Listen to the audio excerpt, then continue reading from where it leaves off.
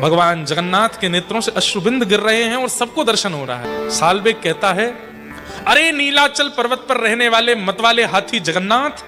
कभी टीवी पर देखिएगा, जब जगन्नाथ जी जाते हैं रथ यात्रा के लिए, कैसे जाते हैं? ऐसे झूमते हुए जाते हैं, कभी आगे गिरते हैं, कभी पीछे गिरते हैं। हजारों पुजारी उनको उठाते हैं, कई बार हजारों पुजारियों के ऊपर गिर जाते हैं, दबा देते, खेलते हैं उनके साथ में। कभी इधर गिरते हैं, कभी इधर गिरते हैं, चलते हैं महाप्रभु जगन्नाथ। और ये प्रमाण है शास्त्र का कि महाप्रभु जगन्नाथ जैसे ही मंदिर से बाहर निकलते हैं, सूर्य की किरण जैसे ही महाप्रभु जी के अंग पर पड़ती है, चाहे एक बूंद गिरे बारिश की, लेकिन गिरेगी। ये इस बात का प्रमाण है कि वो परब्रह्म है। सालबेग जब ये स्तुति गा रहा था, वहां पर लाखों लोग जगन्नाथ जी का रथ खींच रहे थे और चलते चलते अपने आप रथ रुक गया। खींच खींच के हैरान हो गए, लेकिन रथ आगे नहीं बढ़ा। आज भी वहां के जो गजपति महाराज हैं, मतलब जो वहां के राजा हैं जगन्नाथपुरी के, आज भी जगन्नाथ जी स्वप्न दर्शन देते हैं। गजपति महाराज ने जाकर कहा, महाप्रभु जगन्नाथ ये रथ आगे क्यों नहीं बढ़ रहा है? कोई अपराध हो गया, कोई भूल हुई, आपको भूख लगी, क्या बात है?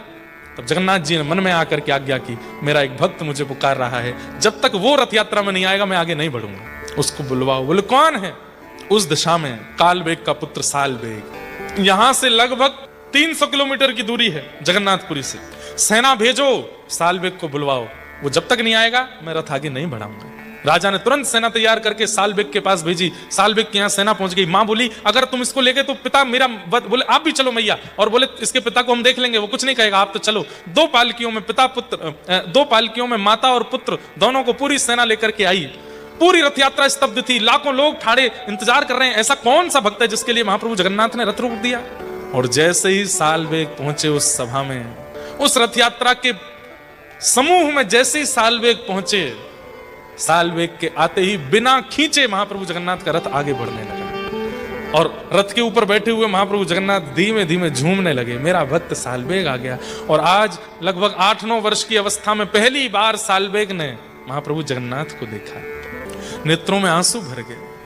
अपनी मां को जाकर के प्रणाम किया। बोले, मां यही है जगन्नाथ जिनकी कथा आप मुझे सुनाती? बोले, हाँ बेटा यही है। पुजारियों ने कहा, सालबेग ऊपर चलो, रथ पर चल करके तुम प्रणाम करो। अरे महाप्रभु जगन्नाथ ने तो गजपति राजा को आज्ञा कर दी, बोले प्रणाम नहीं, इसको बोलो आके मेरा आलिंगन करे। और सालबेग ने जाकर के महाप्रभु जगन्नाथ को अपने अंक में भर लिया। भगवान जगन्नाथ के नेत्रों से अश्रुबिंद गिर रहे हैं और सबको दर्शन हो रहा है। सालबेग को अपने हृदय से लगा रहे हैं। तभी नीचे से मां ने कहा, बेटा तूने अभी तक जगन्नाथ जी को प्रणाम नहीं किया, जल्दी सामने लेट करके प्रणाम कर। सालबेग ठाकुर जी का रूप देख रहा है, नेत्रों से आंसू गिर रहे हैं, और जैसे ही दंडवत प्रणाम किया, 10-15 मिनट हो गए, सालबेग नहीं उठे। पुजारियों ने जाकर के जब सालबेग को उठाया तो क्या पाया? केवल देह बचा है, सालबेग के प्राण